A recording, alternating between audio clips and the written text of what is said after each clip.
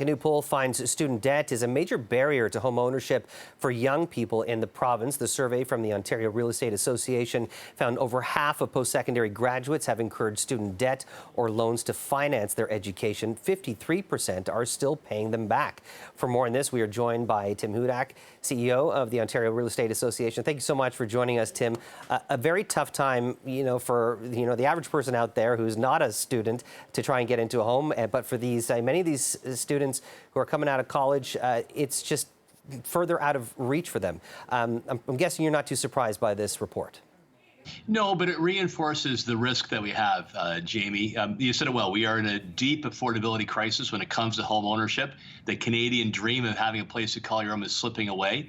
But what our survey points out, Jamie, is that our young people, our recent graduates, are really in jeopardy of not getting a home or moving out of the province of Ontario simply to buy a home. Of those we surveyed, almost 50% said they are looking to provinces other than Ontario because of affordability issues. If we want that next generation of talent to work here, to be our next entrepreneurs, to build our new businesses, we need to solve this housing affordability crisis. And a big part for young people starts with student debt.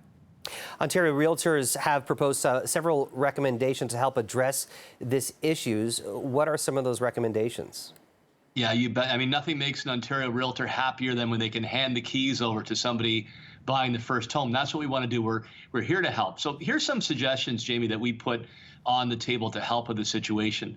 Sadly, today, most graduates, the average graduate, has a $19,000 debt loan.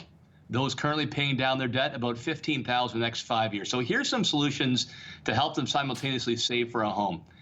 The federal government did start a first-time home buyer savings account. We think it's a great idea. So how about this?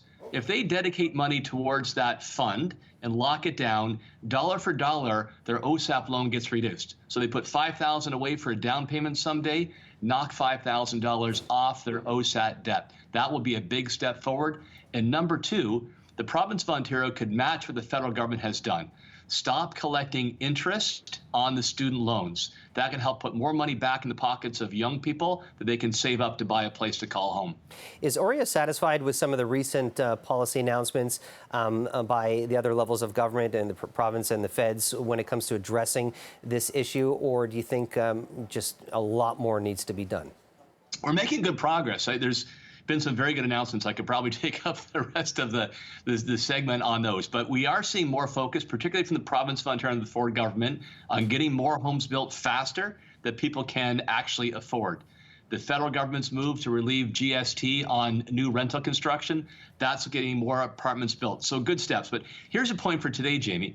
Right now, if you come from a wealthy family, you can borrow money from the bank of mom and dad. You've got no problem getting the market. Well, not as much of a problem.